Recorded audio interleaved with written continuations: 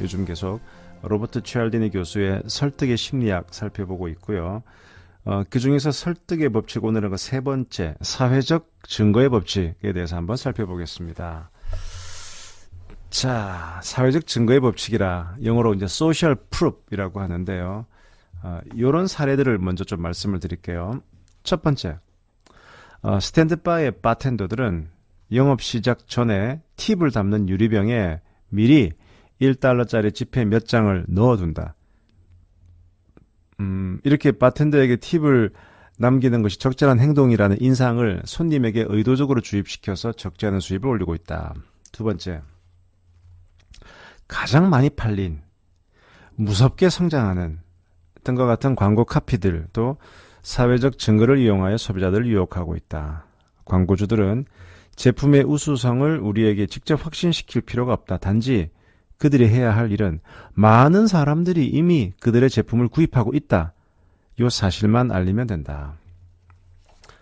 셋째, 불우이웃 돕기 등의 자선 기부금을 모집하는 TV 프로그램의 제작자는 장시간을 할애해서 이미 기부금을 약속한 사람들의 끊임없는 명단을 제공하고 있는데, 즉 누구누구씨, 누구누구씨가 얼마를 이미 기부하려고 했다. 이런 명단을 알려주고 있는데, 그 이유는 보세요. 얼마나 많은 사람들이 이 자선 기부금 행사에 참여하고 있습니까? 당신도 망설이지 말고 이 행사에 참여하는 것이 올바르지 않겠습니까? 이런 메시지를 아직 마음의 결정을 하지 못하고 있는 시청자들에게 전달하기 위함이다. 넷째, 디스코가 한참 유행할 때 어떤 디스코 클럽의 주인은 안에 자리가 충분히 남아 있음에도 불구하고 사람들을 의도적으로 밖에서 기다리게 해서 그 클럽의 인기에 대한 가시적, 사회적 증거를 만들어냈다. 자, 이 정도 사례를 들으시면 이 치알디니 교수가 얘기하는 이 사회적 증거의 법칙이라고 하는 것이 어떤 걸 설명하려고 하는지 대략 감이 오시죠. 우선 이렇게 이야기를 시작합니다. TV 코미디 프로그램에 자주 등장하는 가짜 웃음. 가짜 웃음이 뭡니까? 이렇게 쭉 진행하다가 어떤 웃기는 상황이 됐을 때 이미 녹음되어 있는 가짜 웃음 소리를 들려주는 거. 우리 코미디 프로에 자주 등장하죠. 자, 이런 가짜 웃음을 가지고 설명을 합니다. 실제 사전 조사를 해보는 거예요. 이런 식의 TV 코미디 프로그램에서 가짜 웃음을 틀어주는 것, 이건 어떻게 생각하십니까에 대해서 대부분 비판적이에요. 사전적으로 조사해보면. 왜냐? 가짜 웃음은 너무 바보스럽고 어색하고, 또한 그건 누가 봐도 가짜라는 걸 알지 않습니까? 이미 녹음된 웃음소리인데 그게 뭐 효과가 있겠어요? 라고 비판적으로 생각을 합니다. 그런데 훨씬 더 이런 방송의 전문가인 TV 제작자들이 가짜 웃음을 이런 코미디 프로그램에 자주 사용하는 이유는 무엇일까? TV 제작자들이 거액의 연봉을 받는 것은 그들은 대중이 원하는 것이 무엇인지를 누구보다도 잘 알고 있기 때문인데, 근데 대중들은 가짜 웃음은 말이에요. 말 그대로 가짜니까 이거는 좋지 않아요. 라고 이렇게 설문조사에서는 얘기를 하고 있는데 왜 TV 제작자들은 가짜 웃음을 여전히 빈번하게 사용할까? 그 이유는 이 효과가 있다는 거죠. 효과가 있다. 그래서 사회과학자들이 연구를 많이 했는데요. 1974년도 연구에 보면 이런 게 있어요. 코미디 프로그램에 가짜 웃음을 자꾸 사용하면 사람들은 더 자주 오래 웃고 또 결과적으로 그 프로그램이 더 재미있는 거다라고 생각한다는 겁니다. 또 1974년도에 다른 연구는 되게 재미있는데요. 이 가짜 웃음이 특히 효과가 있는 것은 프로그램의 수준이 낮을 때 더욱 효과적이라고 보고합니다. 코미디 프로그램도 이게 수준이 높고 낮는 게 있다라고 우리가 한번 볼 때 오히려 낮은 약간 질 떨어진 프로그램일수록 이런 가짜 웃음의 효과는 더 크다는 거예요. 그러니까 TV 제작자들은 이런 심리학자들의 사회과학자들의 연구가 나오기 전부터 아마 본능적으로 이런 결과를 알고 있었던 것 같아요. 그래서 이런 가짜 웃음을 자주 쓴다는 건데요. 이 가짜 웃음이 결국 그것 때문에 우리가 더 자주 웃고 그것을 더 재미있다고 생각한다?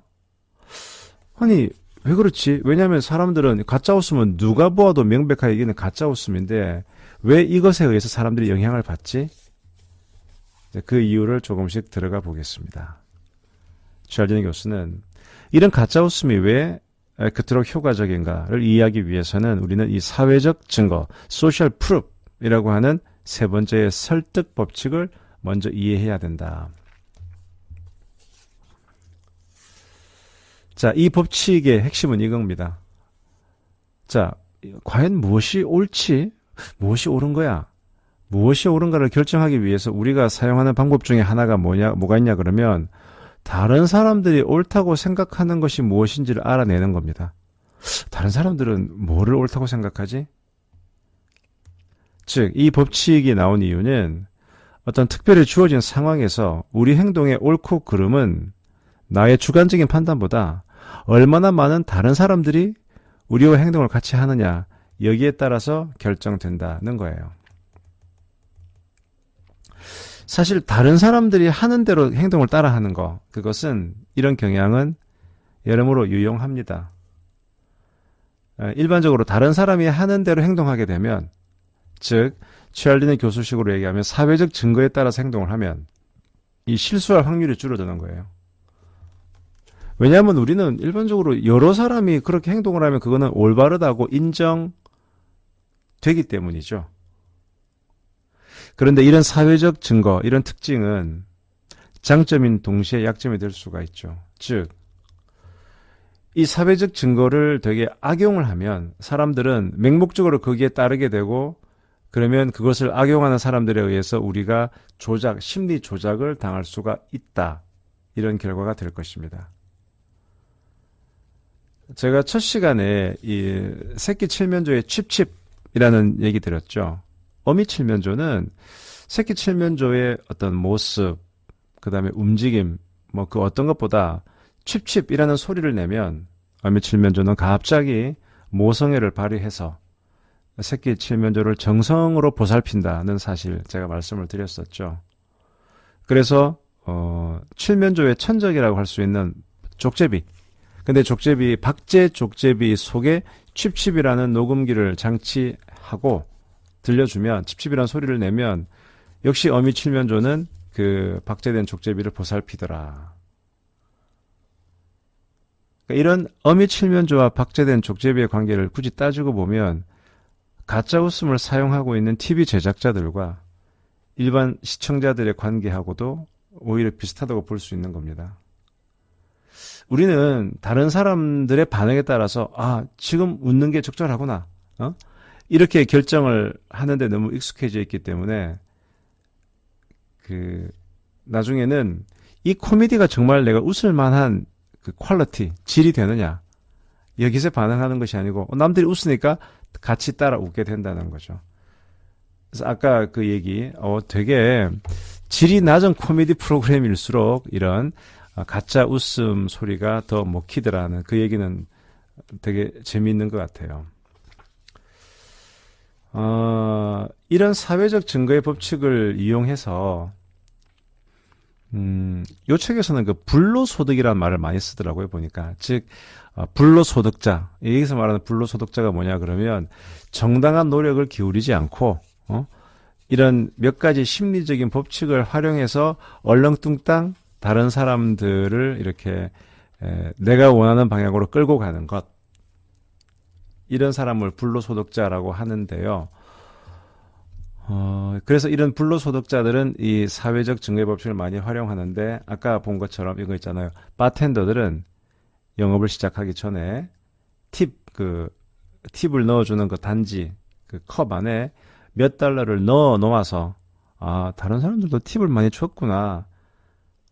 그래서 이 팁을 주는 게 당연한 거구나. 적절한 행동이구나라는 인상을 전달한다는 거 아까 말씀드렸죠. 교회에서도 똑같은 이유로 헌금 바구니를 돌려서 긍정적인 효과를 이끌어내는 경우가 많습니다. 미리 돈을 좀 넣어두는 거죠. 그 다음에 복음 전도사들 또한 몇몇 사람들에게 미리 일정한 시간에 연단 앞으로 나와서 간증을 하라, 헌금을 하라 이렇게 미리 각본을 짜서 다른 신도들의 행동을 격려하는 것. 바람잡이라고 우리 보통 얘기하죠. 바람잡이 역할을 많이 한다는 건데 이 바람잡이 역할이 바로 사회적 증거의 법칙과 직결됩니다. 세계적인 그 목사인 빌리 그레이엄, 그 목사가 운영하는 빌리 그레이엄 센터, 이 센터에 연구원들이 잠입을 해서 어떻게 이게 돌아가는지를 조사한 적이 있었는데요.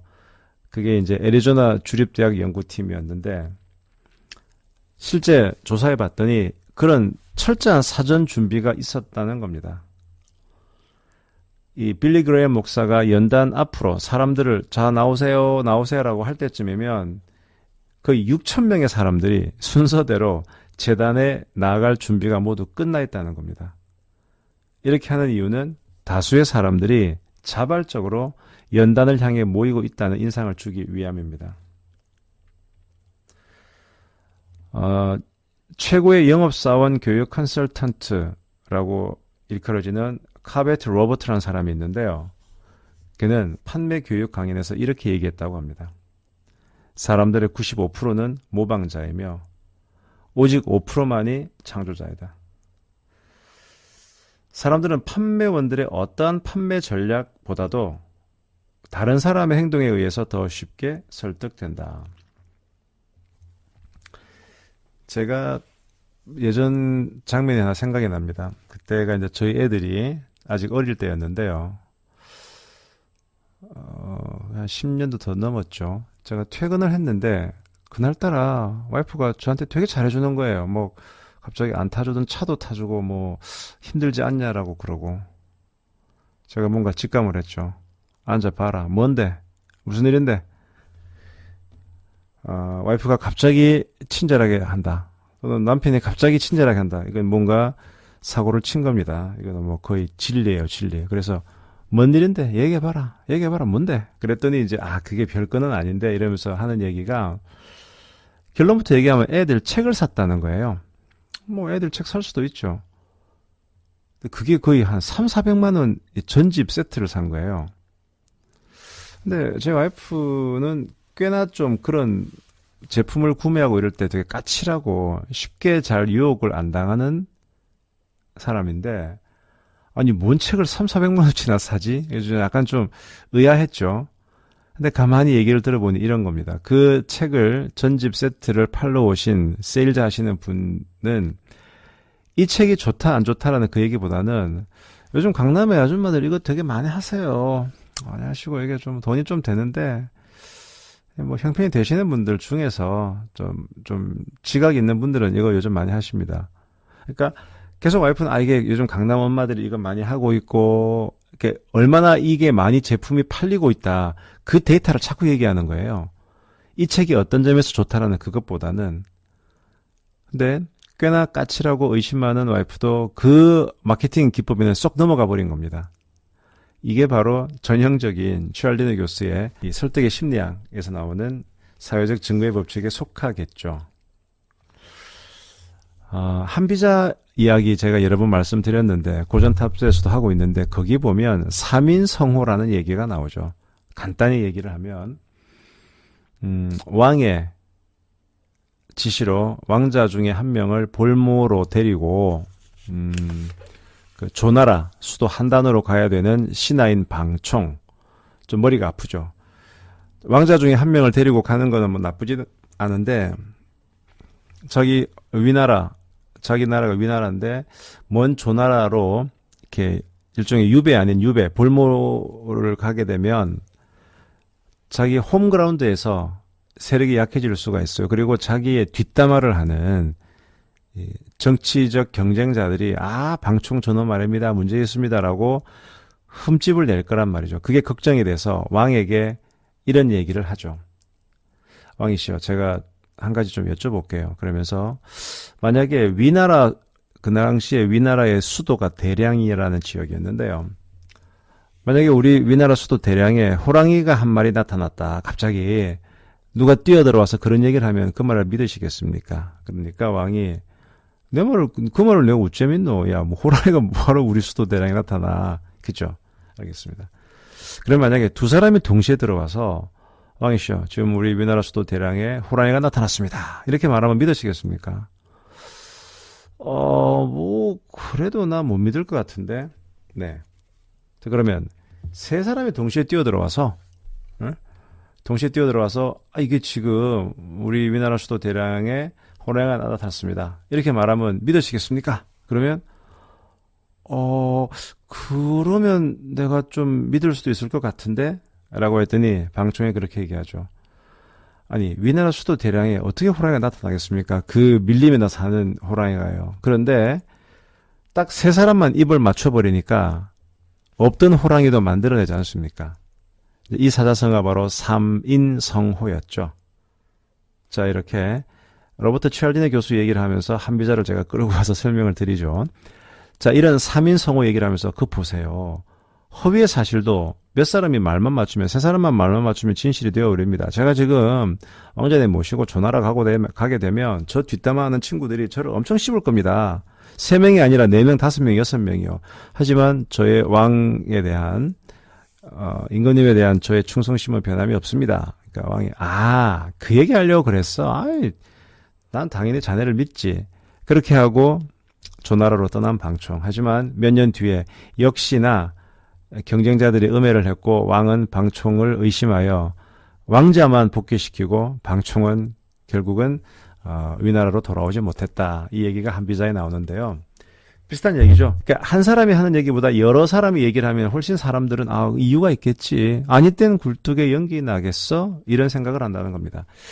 그래서 예전에 그 EBS에서 한 여러 가지 심리 실험, 제가 예전에 팟빵에서 한번 그 공개 방송할 때 그 영상을 보여드렸는데 소위 3회 법칙이라고 해서 이런 게 있어요. 그 복잡한 그 횡단보도가 있는 그 장소에서 일단 한 사람이 저기 하늘을 보고 손가락을 이렇게 가리키고 있는 거예요. 손가락을. 빈 허공을. 하늘에 아무것도 없어요. 그 상황을 놓고 사람들은 뭐 실컷 보고 그냥 다 지나쳐요. 자, 근데 두 사람이 동시에 이렇게 하늘을 가리킨다. 그랬더니 한 몇 명 정도가 실컷 하늘을 보지만 그냥 또 다 지나칩니다. 자, 여기에 세 번째 사람이 등장해서 세 사람이 동시에 손가락을 쭉 펴서 하늘을 쳐다본다. 어떤 일이 발생할까요? 순식간에 사람들이 멈춰 서서 다 하늘을 쳐다보는 겁니다. 순식간에. 근데 그 장면이 슬로 모션으로 샥 바뀌면서 그러니까 교통체증이 일어난 거죠. 여기서 얘기하는 것이 바로 이게 세 명만 모여버리니까 이렇게 사람들이 이게 뭔가 그럴 만한 이유가 있겠다라고 생각하고 움직이는구나. 그게 소위 3회 법칙이라고 하는데요. 3회 법칙, 3인성호. 그래서 그 인터뷰하는 심리학자들은 둘일 때와 셋일 때가 달라진다. 셋이 되면 일종의 그룹이라는 개념이 생기고 그 하나의 그룹이 동일한 행위를 한다 그러면 어떤 규범이 생긴 것으로 보고 거기에는 그럴 만한 이유가 있겠지라고 미루어 짐작한다는 겁니다. 자, 다시 책을 이어서 볼게요. 되게 재미있는 실험이 반두라라고 하는 심리학자가 이런 사회적 증거의 법칙을 이용한 실험을 설계해서 이 설계 포인트는 사람들이 갖고 있는 다양한 공포증을 매우 간단한 방법으로 치유하는 방법을 발견하게 됩니다. 자, 예를 들어 그는 놀이방의 어린아이들 중에서 특히 개를 무서워하는 아이들이 있었어요. 이 개를 무서워한다. 사실 무서워할 것도 아닌데 작은 개에 대해서도 개를 너무 무서워하니 자, 목표. 얘한테 걔는 무서운 게 아니야. 걔랑 좀 친하게 지내게끔 하고 싶다. 이게 목표입니다. 그럼 여러분이라면 어떻게 하시겠어요? 뭐 여러 가지 방법이 있겠죠.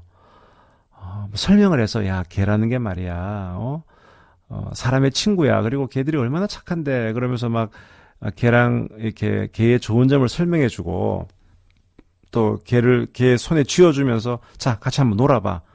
뭐 이런 식의 경험을 하게 하는 수도 있겠죠. 그런데 이 반두라라는 심리학자가 했던 방법은 뭐냐? 그럼 이런 겁니다. 다른 아이들이 개를 데리고 재미있게 놀고 있는 모습을 하루에 20분씩 보여주는 거예요. 딱 그것만 한 겁니다. 그러니까 뭐 같은 또래 친구인 탐이 그 개랑 재미있게 노는 장면을 보고, 또 제인이 개랑 재미있게 노는 장면을 보고, 또 알리사가 그렇게 노는 장면을 보고 그것만 보여준 거예요. 그랬더니 불과 나흘 만에 이 실험의 효과가 나타나기 시작합니다. 그토록 개를 무서워하던 아이들 중에서 67%가 이제는 방 안에 아무도 없이 혼자만 있어도 전혀 겁을 내지 않은 채 개와 함께 장난치며 즐겁게 노는 것이었습니다. 그리고 연구자들이 그 어린아이들의 그 개에 대한 공포의 수준을 한 달 후에 측정해 봤더니 실험에 참여했던 아이들은 한 달 전보다 훨씬 낮은 수준의 공포감을 기록하고 있었습니다. 자, 이렇게 개를 무서워하고 있는 어린아이들을 대상으로 한 실험을 한 번 더 해봤는데요. 이제는 영상 매체를 보여준 거예요. 그러니까 아까는 이제 다른 어린아이가 개와 함께 즐거운 시간을 보내고 있는 장면을 직접 이렇게 보여준 그거 이외에도 다른 영화 필름을 통해서 다른 어린아이들이 개를 데리고 노는 그런 다양한 장면들을 계속 보여주는 것, 노출시켜주는 것만도, 이렇게 아까 첫 번째는 다른 친구들이 직접 다른 개를 데리고 노는 것을 눈으로 직접 보게 한 거고요. 두 번째는 영상으로, 비디오로 보여준 거죠. 이렇게 비디오로 보여줘도 이런 것들을 시청한 어린아이들은 개에 대한 공포 수준이 현격히 떨어졌다는 거예요. 그러니까 자기가 직접적 경험한 것이 아니라 간접적 경험에 의해서도 어린아이들의 행동을 변화시킬 수 있다. 이런 반두라라는 이 학자의 실험 결과는 지금도 다른 종류의 문제를 해결하는 치유책으로 광범위하게 사용이 되고 있습니다. 특히 이제 심리학자 오코너라는 사람이 있는데, 오코너는 이 취약 연령 직전의 어린아이들, 얘네들의 사회 적응력을 높이는 실험을 했는데요. 이게 취약 연령 직전이니까 뭐 6세, 7세쯤 되겠죠. 이런 또래 아이들 중에서 매우 수줍음을 타고 또는 다른 아이들의 대열에 끼지 못하고 언저리만 빙빙 도는 그런 아이들도 있죠. 그러니까 오코너가 우려했던 거는 어렸을 때 이렇게 다른 아이들과 쉽게 어울리지 못했던 아이들이 성인이 되어서도 사회적으로 적응을 하지 못하고 고립되지 않을까 하는 것이었습니다. 그래서 오코너는 그런 아이들의 사회적 적응력을 높이기 위해서 그 다양한 놀이방의 모습을 담고 있는 영화 필름을 제작했어요. 이 영화는 모두 11장면으로 구성이 되었는데요. 각 장면마다 공통적으로 어떤 게 있냐 그러면, 원래 처음에는 다른 아이들과 함께 어울리지 못하던 어떤 아이가 점점 갑자기 다른 아이들과 전체 게임에 참여하고 모두를 기쁘게 만든다.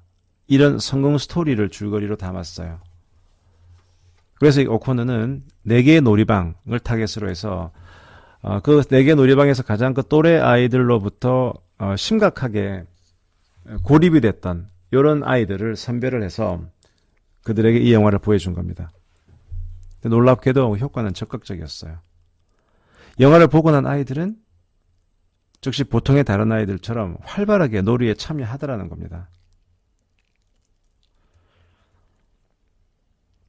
더욱 놀란 사실은 오코너가 6주 후에 놀이방을 다시 방문을 해봤더니 그 고립된 그런 아이들 중에서 오코너의 영화 필름을 보지 않았던 아이들은 여전히 다른 아이들로부터 고립되어 있었지만, 오코너의 영화 필름을 보았던, 하지만 과거에는 이 성향 자체가 잘 어울리지 못했던 그런 아이인데 영화 필름을 봤던 애들 중 상당수는 이제는 오히려 다른 아이들보다 앞장서서 게임에 참여하고 있더라. 그러니까 불과 23분의 길이의 영화에 단 한 번 노출되었다는 이유만으로 어린아이들의 사회적 적응력이 엄청나게 향상되었다는 사실. 이거는 이게 사회적 증거의 영향력이 정말 크구나라는 것을 느낄 수가 있습니다. 이제 우리가 병원 같은 데 가보면 이런 거 있잖아요. 병원을 소개하기 위한 여러 가지 자료가 있는데 그 자료 중에서 소위 그 환자들의 편지 같은 게 있어요. 일종의 후기죠, 후기. 이렇게 환자들이 제가 이 병원에서 이렇게 했는데 정말 의사 선생님이 친절하게 잘해주시고 제가 이런 힘든 점을 다 극복할 수 있었습니다. 이렇게 얘기를 한다든가. 그러면 다른 어떤 우리 병원이 이런 게 뛰어나고요. 이런 것보다 실제 경험한 경험자들의 후기가 훨씬 더 사람들에게 어필이 되는 거 우리 느끼죠. 우리가 뭡니까? 구매할 때도 그냥 그 사이트에 들어가서 구매 후기란을 되게 꼼꼼하게 보지 않습니까? 근데 물론 그 후기란을 가만히 보다 보면 이건 좀 약간은 속였다. 내지는 이건 좀 짜고 치는 고스톱 아니야. 이런 경우도 있지만 가만히 읽다 보면 좀 진정성이 발견되는 그런 후기들도 있죠. 그러니까 이런 후기들을 우리가 적극적으로 반응하는 이유는 다른 사람들이 그렇게 얘기를 했다고 한다면 그거는 그만큼 뭔가 이유가 있겠지라고 믿고 선택을 하기 때문에 그렇습니다. 그래서 바로 이런 후기를 적극적으로 활용하는 이 기법 자체는 바로 사회적 증거의 법칙을 실제 현장에서 활용한 예입니다. 자, 그럼 우리 이제 진짜 생각해 볼 수 있겠죠. 이거 정말 내가 하고 있는 어떤 여러 가지 업종에서 과연 다른 사람들도 이미 이렇게 하고 있어요. 라는 얘기를 적극적으로 할 수 있는 분야가 뭐가 있을까? 그런 방법이 뭐가 있을까? 방금 말씀드린 대로 고객들의 어떤 경험담을 쓴다든가 또는 그런 자료들을 신문 기사에 나왔던 자료 중에서 이게 마켓 쉐어가 얼마고 소비자들이 어떻게 느끼고 있다는 그런 기사들을 많이 디스플레이 해놓는 게 의미가 있다는 거예요. 그것 자체를 통해서 사람들이 내가 이 선택을 해도 괜찮구나. 자, 첫 시간에 제가 말씀을 드렸는데요. 이런 여러 가지 사회적 심리적 법칙이 통하는 이유가 있습니다. 왜냐 그러면 사람들은 요즘 너무 선택의 폭이 많아졌어요. 일단 당장 텔레비 채널부터 선택해야 될 선택의 폭이 너무나 많아졌죠. 그러니까 선택의 폭이 많으면 우리가 좋다고 생각하지만 꼭 그렇진 않아요. 선택의 폭이 많다는 얘기는 만약에 채널이 3개밖에 없어요. 채널이 3개밖에 없으면 내가 그중에 한 개 채널을 보고 있으면 내가 정말 재미있는 채널을 고르고 있느냐. 혹시 다른 채널에서 재미있는 게 있으면 그걸 놓칠 확률이 3분의 2죠. 3분의 1은 내가 지금 채널을 장악하고 있으니까. 즉 다른 채널에서 재미있는 것을 할 확률이 3분의 2인데 요즘은 채널이 한 100개쯤 되잖아요. 그러면 내가 그중에 한 개 채널을 보고 있으면 다른 채널에서 재미있는 것을 할 수도 있는 확률은 100분의 99가 되는 거예요. 훨씬 높아요. 그러니까 선택 폭이 많아지면 내가 이 선택을 잘했느냐라고 하는 고민을 많이 할 수밖에 없는 게 다른 선택지가 많으니까 혹시 내가 정말 재미있는 걸 못 보고 까먹고 있는 게 아닌가. 즉 선택이 많아지면은 그만큼 두렵다는 겁니다. 그러면 이런 두려움을 없애는 방법은 뭐냐? 내 선택이 좀 잘 된 거다. 내 선택이 정확한 것이다라는 거를 스스로 자각하기 위한 방법은 뭐냐? 남들이 이거 많이 선택하네.